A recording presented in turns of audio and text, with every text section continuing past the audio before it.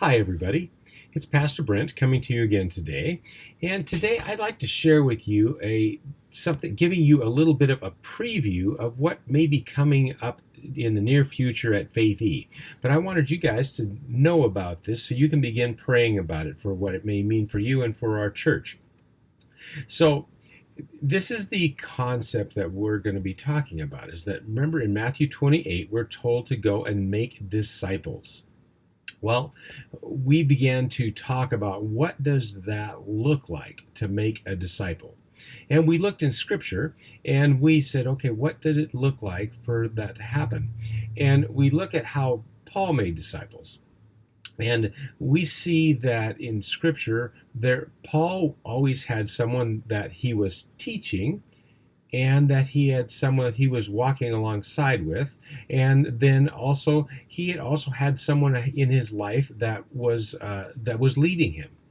So Paul had Gamaliel as a teacher, and in Paul's education, Gamaliel was like the he was the PhD of everything religious. It would be like going to Harvard or Yale in our society, and that was the kind of education that Paul had. So he knew all of the background in the Jewish religion anyway, and then he had direct revelation from Jesus. So you can't get better teaching than that. So Paul had Jesus and Gamaliel as his people that he looked up to and led, and were leading him to to know what it was to be a good, godly man.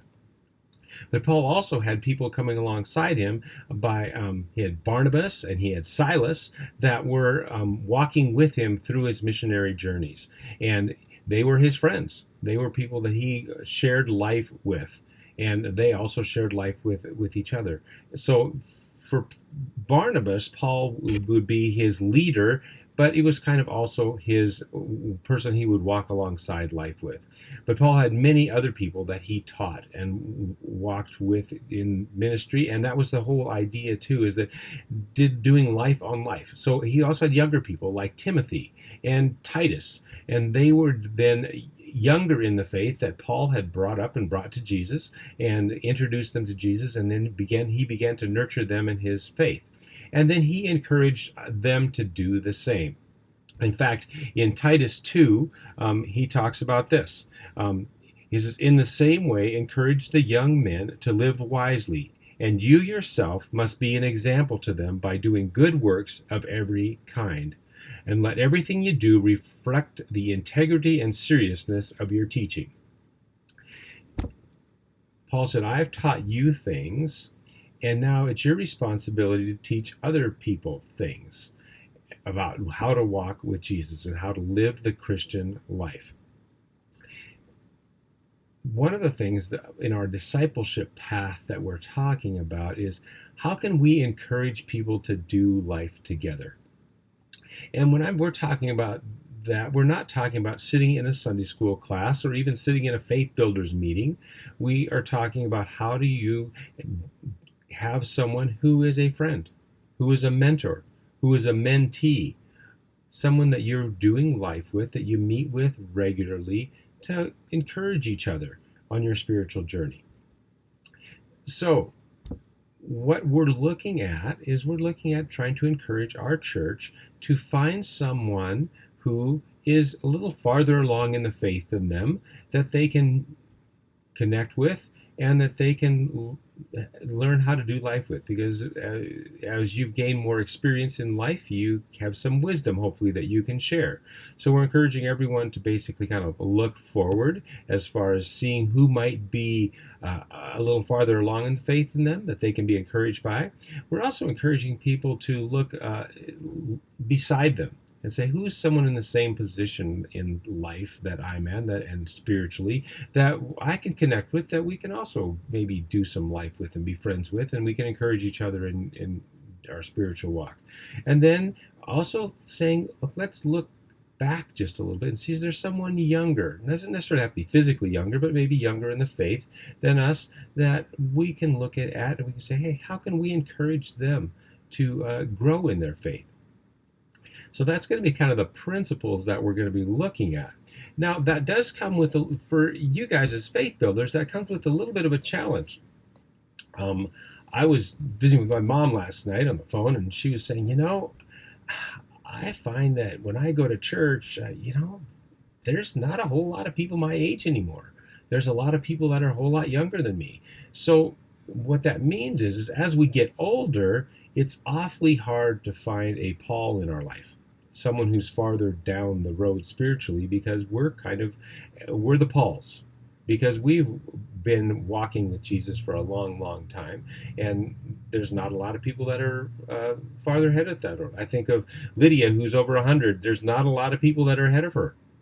So we know that we need to, as faith builders, we need to approach this just a little bit differently.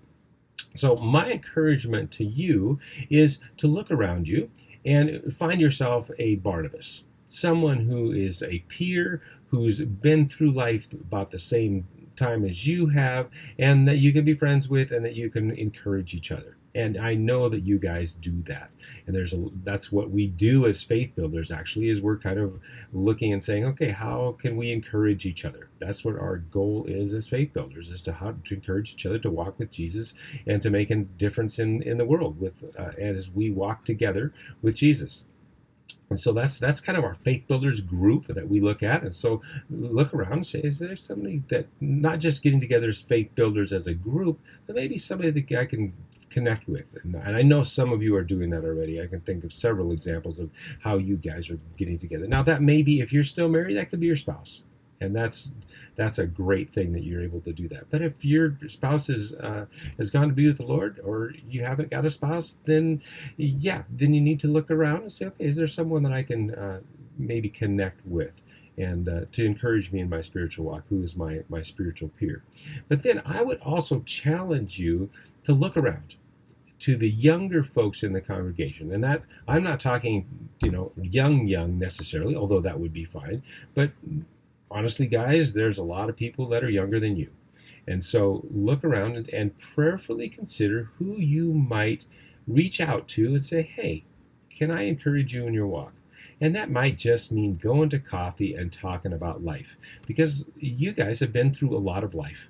And you have a lot of experience, some good, some bad, but we learn through those experiences. And so God can use our wisdom that we've gained to help other people walk through life who may be experiencing some of the same things, or maybe you're just going to help them walk through some of the things that maybe you haven't done, but you know how God would want them to be able to figure out what to do, because you've been in Scripture and you know God's principles, and you can help share them with folks. So this is my challenge to you. Begin to pray.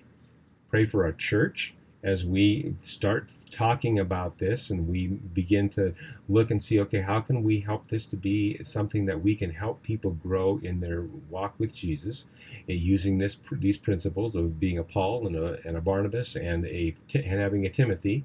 And so using those, and also then pray for yourself and say, who might God put in my path?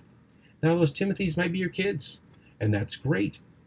We're challenging you to find a Timothy and a Barnabas as faith builders, because you guys are often going to be the Pauls to many people. So begin to pray, see what God would have you do. You guys have a lot to offer a lot of people. So pray for what God would have you do, who he might put in your life and cross your path, so that you can encourage them in their walk with Jesus. That's our challenge for this week. So have a great week. We'll talk to you again soon.